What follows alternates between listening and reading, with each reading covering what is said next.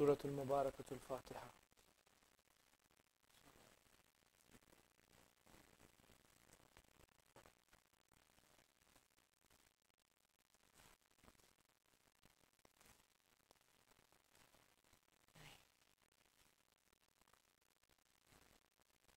بسم الله الرحمن الرحيم ما شاء الله لا حول ولا قوة إلا بالله العلي العظيم الحمد لله رب العالمين والصلاة والسلام على سيدنا وعظيمنا وحبيب قلوبنا وشفيع نفوسنا أبي القاسم محمد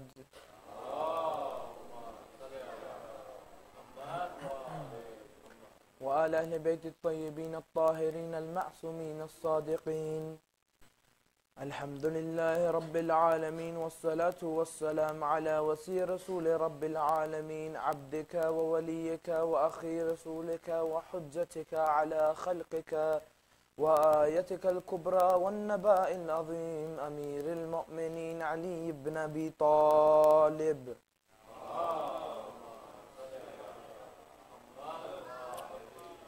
الحمد لله الذي لا يهتك حجابه ولا يغلق بابه ولا يرد سائله ولا يخيب عامله أما بعد فيقول الله في كتاب الكريم بسم الله الرحمن الرحيم وقضى ألا تعبدوا إلا إياه بالوالدين إحسانا. The first of your loudest salawat in honor of the Ahl al-Bayt salawatullah wa salamu alayhum.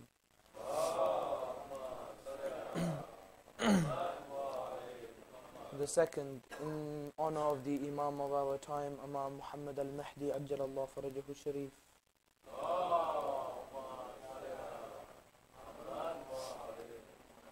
Brothers, sisters, respected elders, scholars, assalamu alaikum wa rahmatullahi wa barakatuh. Indeed, the topic of understanding the father's rights or the rights of the father is a very important topic. And it is a topic that is not mentioned on any occasion from the member. Rather, we find that many scholars come forward and talk about the rights of the mother and how the mother below her feet is paradise.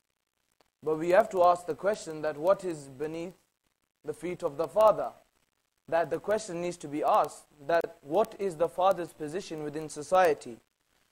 The problem is in today's society, many people, not within this society, but talking generally in the Western society, do not know who their fathers are. Therefore, within the West, it is very disregarded of the position of the father, because the mother is the pinnacle of the quintessence relationship for the young child, or for any human being who has a mother, because that is the individual who gives birth. But the father is disregarded simply because within the Western culture, usually things happen in the state of alcoholic drink and no one knows whose father is who. But we need to analyze that who is the father within our lives, because we live in a culture where we know who our fathers are, yet we disrespect them. And those people who know who their fathers are, if you look towards the boxing world, you find someone called Floyd Mayweather. And recently he's published something on the YouTube. He's published him being rude to his own father. Now this individual, who is a role model for our youngsters in today's society, that when you ask a youngster who is this boxer, he will tell you his whole biography. And this highlights for us that in this society we do not know the rights of our fathers, and therefore from this pulpit it needs to be examined from different positions. Because disrespect to our fathers is effectively disrespect to the religion of Islam. Why? In the Quran, in many occasions, as I just narrated to you at the beginning, bil walidaini ihsana, that you need to be good to your parents. And therefore, Imam al-Sajjad, Imam Zain al-Abidin, salawatullah wa salamu alayhi, says,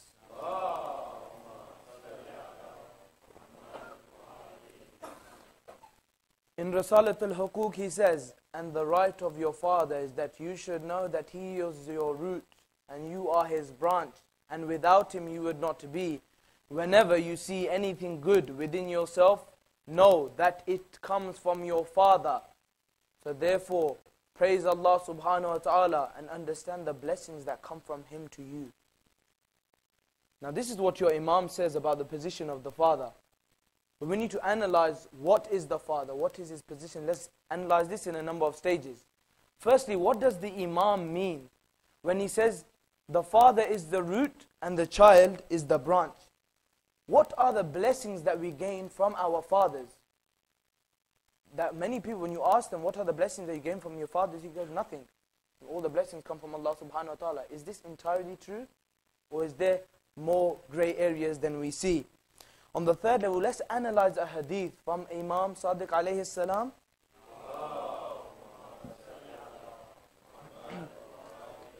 On the fourth level, the Quran, and what does the Quran say about your parents? 5, the importance of your father. 6, the position of your father in Hinduism. 7, the position of your father in Christianity.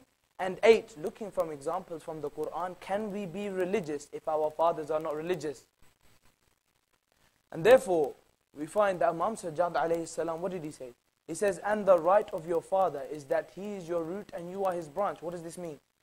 Can a seed become a tree? Yes. Can a tree live without its roots?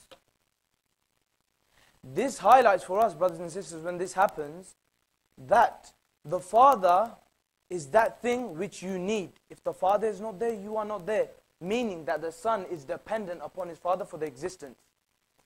Now, if a seed wants to grow, it has to be nourished. It has to have the right soils. It has to have the right minerals and the right nutrients to become a big and strong tree. But where do these minerals come from? Where do these minerals come from? Where does that soil come from? This all comes from your father. That if you look within the Islamic world, I'm talking about traditionally, not in the modern sense, that the mother was the one who used to stay at home and the father was the one who used to go out. In today's society, both of them go out. Therefore, that's why you understand why your children become disobedient. But one person has to stay at home to look after the child. When the father used to go out, he used to get you rizq. True? When he used to get your rizq, either it used to be haram or used to be halal, or used to be a mixture. When it was haram, you find that people like Yazid came about. When it was a mixture, you find that other people who were not religious, but they were religious at the same time. They were example of the crab. They go in and they come back out. Now there were some people, like Hussein ibn Ali, that their rizq came from halal all the time. And therefore they say, and it's a very beautiful narration, that there was once a child. There was once a child, and this child was always given the halal rizq. But one day he was not given the halal rizq. And do you know what happened? His father narrates that one day I did not give him halal rizq. Do you know what happened? Instead of getting a Jafar al-Sadiq, I got a Jafar al-Shistali. That was something like that. This highlights for you the importance of rizq. That if your rizq is not proper, then your children will not be proper.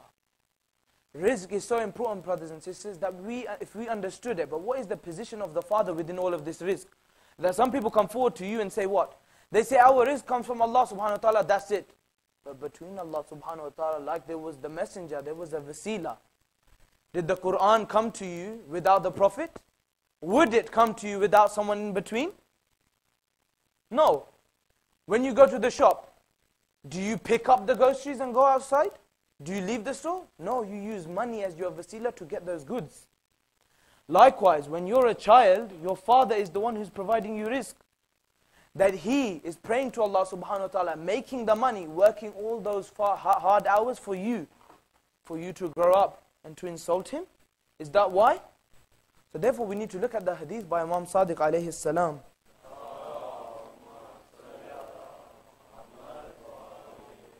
He says, when your parents get old, do not say to them the smallest expression of disrespect.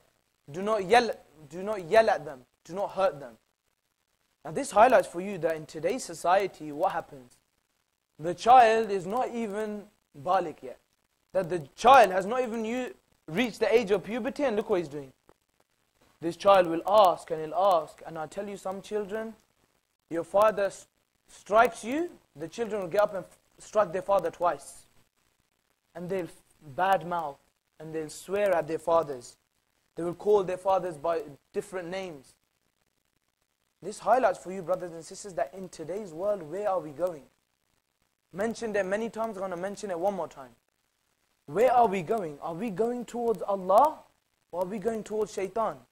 Are we going towards materialism, or are we going towards spirituality?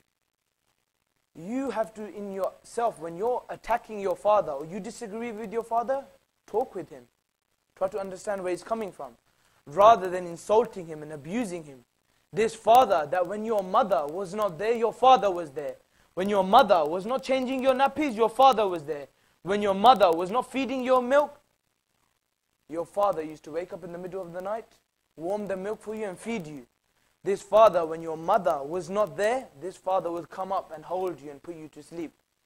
This father is such a pinnacle to your family life, I can't tell you. Therefore, why do you yell at him? Why do you hurt him? Without him, you would not even be. Now, what does Imam say? He says, he is your root and you are his branch. Can the branch exist without the root? Each one of us need to ask ourselves these questions. That are we the slaves of ourselves? I've said it many times. Are we the slaves of ourselves? Or are we the slaves of Allah? I gave you that example from previous lectures, that there was once a man, he listened to music. When he listened to music, he heard that the Imam heard him. And the Imam said, is he the slave, or is he a free man or a slave? He said, I am a free man. He said, yes, that's true. Because if you were a slave, you would have been the slave of Allah subhanahu wa ta'ala. This is the reality that we need to understand. And the Imam goes forward.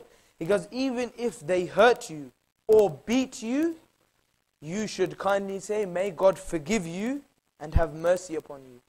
Now within the Bible, you find a very beautiful saying. And I think honestly, brothers and sisters, we need to pick up the Bible sometimes. We need to, yes, it has different editions. Yes, it has been concocted. Yes, it has been watered down. But there are some words in the Bible, I'll tell you, no human being can come near them. I'll give you one of these examples. To err is human. To forgive is divine. What a line. What a line. That the human being is always in error. But that person who forgives that human being, he is truly godly. He is truly a person who believes in Allah subhanahu wa ta'ala. And therefore when your father strikes you, does that mean you strike him back? Sometimes you need to, Bismillah ar-Rahman ar-Rahim. Inna Allaha ma'as sabirin. You need to be patient. Sometimes patience is a good thing. What does Imam Hussein al-Islam teach us from this member? What does he teach us? 3 days he was thirsty. Not 1, not 2, 3 days. That he knew was going to happen to his women. He knew that all of his companions were dying, but look at the patience he had. This patience we need to instill within us. Because if we are truly Ali Muhammad, and the followers of Ali Muhammad, we need to instill this patience within us. And therefore, when your parents strike you, or your parents are angry with you, how do you reply? You reply anger with anger? You tell me, if there's a fire going on within this mosque, are you going to get more fire and throw it on the mosque? You're not going to do that. That you're going to get water or the fire extinguisher and you're going to try to put out that fire. But if you add more fire, then it's going to increase the fire. This is anger, brothers and sisters. Anger is such a thing that if someone is angry and you become angry, then everything just sparks up. And when everything sparks up, brothers and sisters, I'm telling you, there's going to be fists flying and noses being broken. That's the reality. Therefore, we need to, when someone's angry with you, you need to reply with patience. Because when you reply with patience, that person will learn something from you. He may be younger or he may be older, whether that be your father or your mother, that you need to approach with patience. In today's society, what's happening? What's happening? In today's society, our fathers, what are we doing with them? Listen, you're too old, I can't be bothered to deal with you, go to the old people's home. Go to the nursing home. I've had enough of you. All you do all day is cough, and you scream, and you shout, and you want food all the time. Go, please, just go to the nursing home. Is this what Ali Muhammad taught us? Ali Muhammad said, what did they say? They say, when you are a young child, and do you remember abortion? 1,200 children in Pakistan are thrown in the bin, killed alive, strangled. That father who did not do anything like that to you, he looked after you. That when you couldn't clean yourselves, he was cleaning you. When you couldn't feed yourselves, and this is how you reply to him? Then when you grow older, you think you got the big muscles? You think you're some kind of big man? The reality is you're a very small man indeed. Because you know Amir al-Mu'mineen Ali ibn Abi Talib salawatullah wa salamu alayhi says,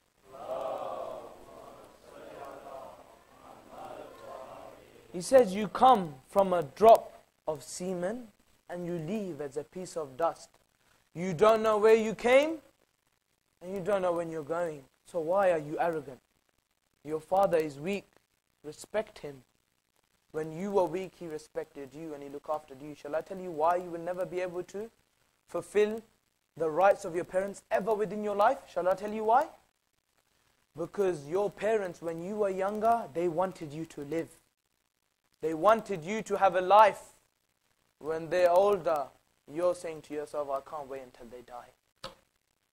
This is the phenomenal reality that the Ahlul Bayt tell us.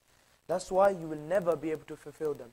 Therefore, continue to help them, because you know what they say? They say looking at your parents once is equal, with love. With love, looking at them once is equal to the thawab or the sawab of hajj. One look with beauty, one look with kindness and politeness. And therefore the Imam carries on, don't expect too much of them. Do not speak to them in a loud voice. Do not raise your hands above theirs.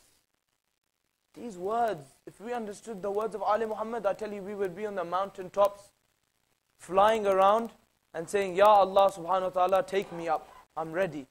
Because I know that I respected my parents, I respected my families. But how guilty are we? How guilty are we that every time our parents talk to us or they say to us, we reply to them in a loud voice. We begin to shout. Do not expect too much of them. But what do? Dad, PS3. Dad, Wii. Dad, Xbox. Dad, TV. Dad, Nokia 95. Dad, iPhone. Dad, iPad. What do you mean iPad? Just calm down for a second. Your father is in a position where he can't afford it, so be patient with him. If your father says to you, discuss with him. Say, look, father, if I get an A grade or an A-star grade or whatever grades you have in this country, that if you get an A grade, that I get the best grade in my class, will you do this for me? Your father will more than happy, I'm telling you, they will more than happy to buy you whatever you want. But the reality is that we don't even do anything for our parents. That our parents did not have the chance to educate themselves within the West. That they had to provide for their families back home to see you grow up and live on the streets and do nothing? To not have an education? Is this why they came here? They came to places like London, Canada, America, UK, Wales, Scotland, so that you could have a good education. But the Shia of Ali Muhammad, if you go to Kashmir or Pakistan, till this day they're getting slaughtered. Here you had a Julus today, no? Freedom of expression. You could say what you want. Go try to do that in Pakistan. I'd like to see any of you say I'm Ali Muhammad. Go to Pathir Chinar, like I mentioned before. Go there. Say I'm a Shia. They will cut you in to 1,000 pieces, just like they did on Karbala to those individuals of the companions of Imam Hussein alayhi salam. Sallu ala. You're not too worried, you're not even saying salawat anymore. Come on, stay with the talk, stay with the talk. Sallu ala Muhammad wa ali Muhammad.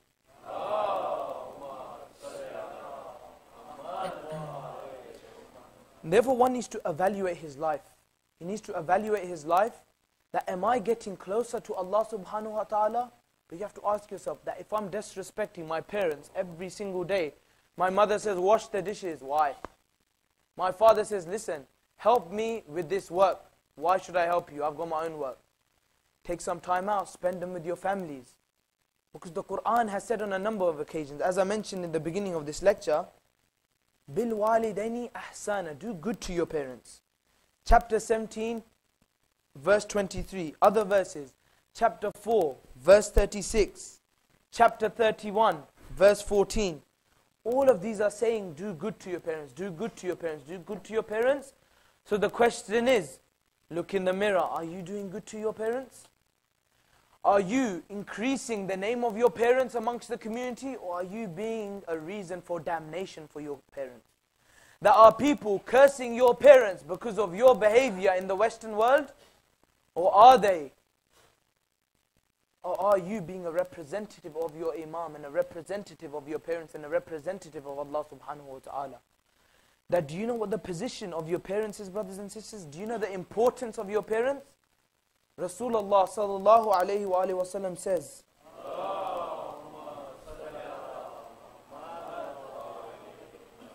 he says that the position of your father is such that you cannot even walk in front of him without his permission. Walk in front of him. How many of us? Our parents walking nice and slowly, we go ahead of him like a Ferrari. We say, listen, leave the banger behind. What is this? Is this how we treat our parents? Respecting your parents. Do you know how you respect your parents? Your father walks into the room, you stand up. That is another. This is not ethical we're talking about. This is what Rasulullah sallallahu alayhi wa sallam has said to you.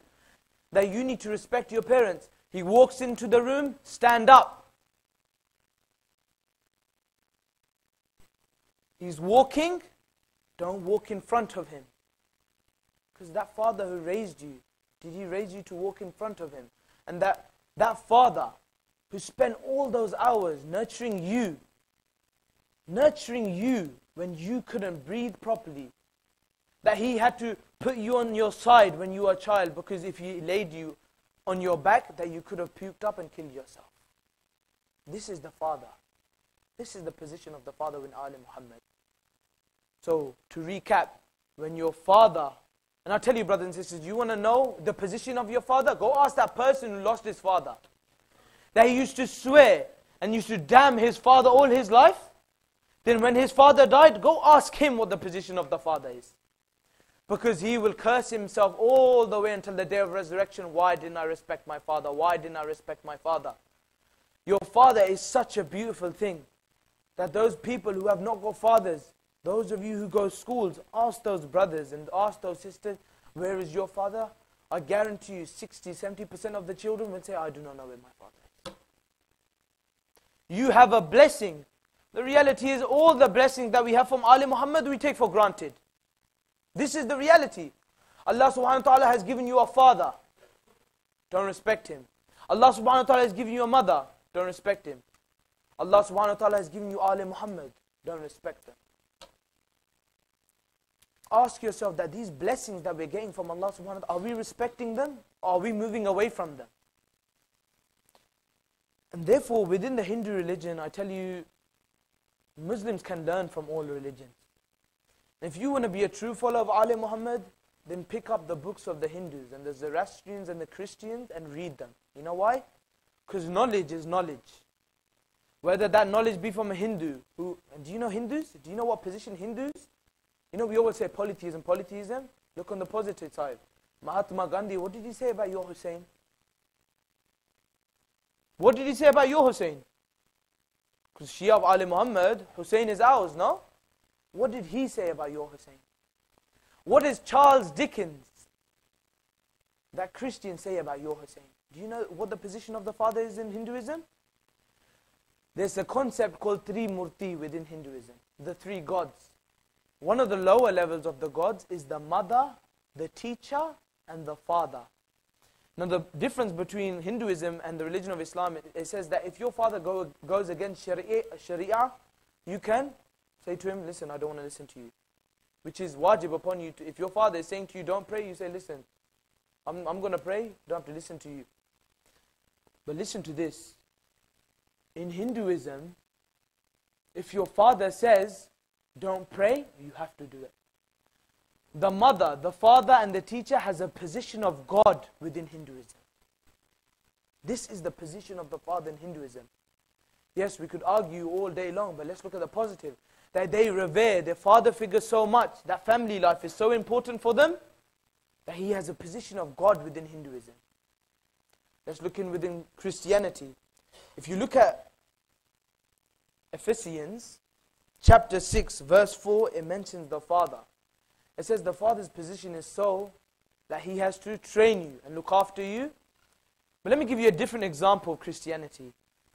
You could argue that this example is quite amusing. That within the religion of Islam, you have one father. Yes? One father. In Christianity, you have one father, yes? I tell you, we have an easy ride. The Christians have three fathers. You're going to be saying, Sayed, what are you talking about, three fathers? Let me tell you. What do they call the priest? Father. What do they call God? And then you have your biological father on top of that. One father is not enough for us. They have to deal with three. Where's one and where's three? Some of us in this society, we have one father and we're struggling and we're gasping for breath. Can you imagine those people who have three fathers? This is the reality, that some religions have three fathers. Some religions have the father as the position of God. But you need to ask yourself the question, that he is so revered in other religions, but why isn't he talked about from our member? Everybody knows that excuse my language, everybody knows that the position of the mother is so great. Ask any child, 1, 2, 3, even 6 months old, if he can talk, he'll tell you, my mother done this for me, my mother had pain for me, my mother's feet, under there is Jannah. But this issue of the father needs to be discussed. In one religion, he is God. In another religion, there's three of them. In our religion, he needs to be discussed like this. That the position of the father is so great, brothers and sisters. Like I've been telling you, when your mother was not there, he was there. That person who provides rizq and the wasila between Allah subhanahu wa ta'ala is your father. So why don't we look upon the father? And therefore the final question that many people ask us is, can you be religious when your father is not religious? Many people ask this question. That my father listens to music. My father does this. My father goes out. My father spends all day and night with his friends and doesn't give me any attention. Therefore people ask, why can't you be religious? Let me give you a story. As you all know, Prophet Musa alayhi salam, he was adopted by who? He was adopted by Fir'aun. When he was adopted by Fir'aun, who was he raised by? Asiya. But Fir'aun was his father, in the sense that he was adopted by Fir'aun. Now you answer this question. An individual can come forward and say, Ana rabbukumul a'la. I am your Lord most high. Yet Musa alayhi salam, although he hearing this from a young age, he's still on the level of where? Of prophethood. That this person who did not believe in God, who did not believe in justice, who did not believe in helping the oppressed, that this person reached such a position that he said, I am God. I am God. You know, you can't understand how much arrogance a human being has to say, I am God. But still, Prophet Musa alayhi salam, although he heard this from 5, from 10, from 20, from 25 to 30, he continued to hear this, but still he said, no. I have my beliefs, he has his beliefs. This highlights for us, brothers and sisters, that anyone, even if your fathers are not religious, if they're listening to music in one room, say to them, Father, listen, stop listening to music. We follow Ali Muhammad. Stop listening to music. If he doesn't listen to you, walk out of the room. Why do we continually compromise our beliefs because of other people? You are going to your grave, he is going to his grave. Yes, if you are religious, you will help your fathers. True? In your grave, in the father's grave, if you are religious, your prayer will help him. Yes. But he cannot help you. Do you understand?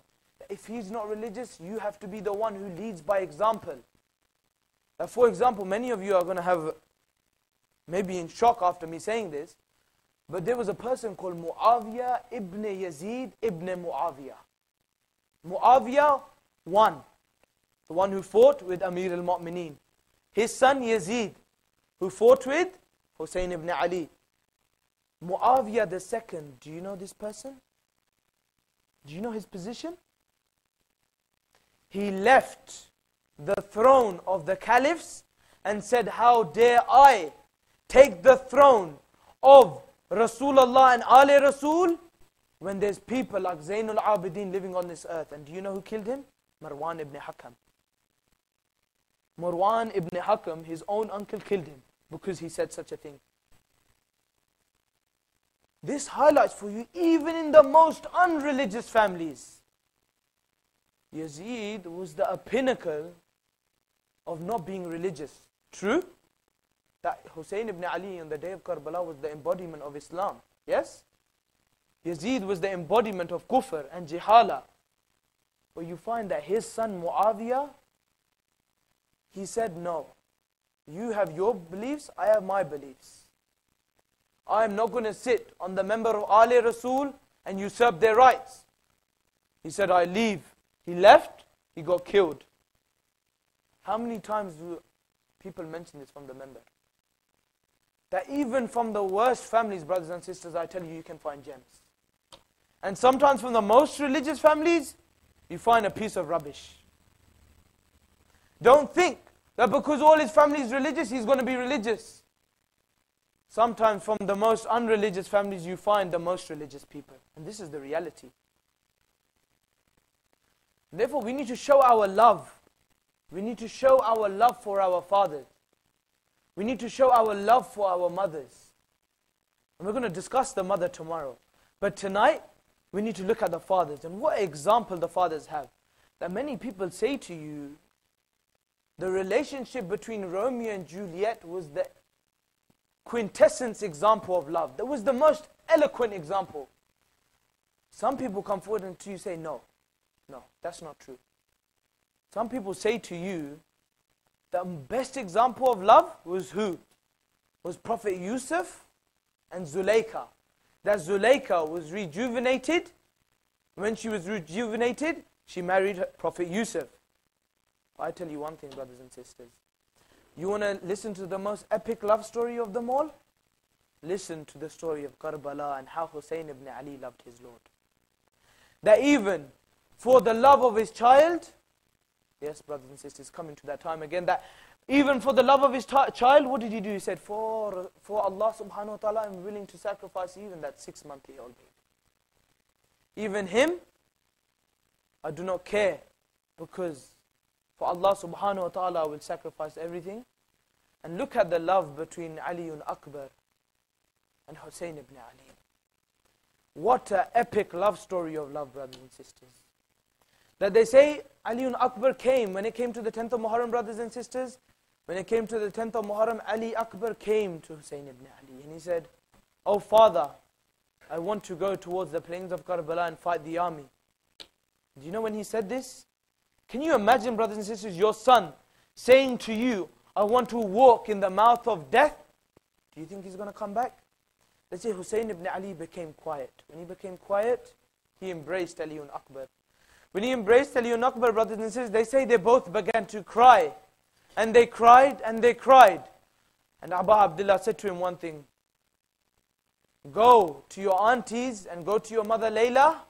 Go and see them and then go. They say he went to his mothers and they kissed him everywhere. He went to his aunties and they kissed him everywhere. They continued to kiss him and then they said, Ali Akbar, it's time for you to go.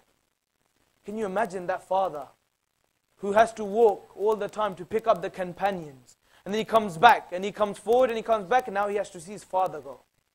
Imagine it, brothers and sisters. He has to see his son go. He has to see his son go to the plains of Karbala. And when his son went, brothers and sisters, they say he fought so bravely that he killed 100+ soldiers. When he killed 100+ soldiers, they say he came back. When he came back, do you know what he said? He said, oh son, you do not understand what it is to be a father. If you did, you would know how hard this would be for me. If you knew how hard this was for me, you would never, ever leave me. And therefore they say when Ali Akbar came back, he said, oh father, I've been killing all these people, but now it's come to a time where I'm thirsty. And you know when Karbala's heat comes, brothers and sisters, even an oven can't compare to it. He says, I'm thirsty. He says, my tongue is dry. Hussein ibn Ali puts his tongue upon the tongue of Ali Akbar. When he puts his tongue on there, Ali Akbar in the state of shock, do you know what he says, brothers and sisters? He says, oh father, your tongue is drier than my tongue. Your tongue is so dry. Your tongue is so dry that even I cannot bear it. And what would you expect from that father who had to go and collect the companions' bodies, and who had to collect the Ahl al-Bayt bodies back and forth? Do you expect his tongue to be a wet tongue? The tongue that was so dry? Ali Akbar began to cry, brothers and sisters. When he began to cry, they say he went out again. He went out again and he fought so bravely, brothers and sisters. But eventually came a time where a sword struck him and he fell forward.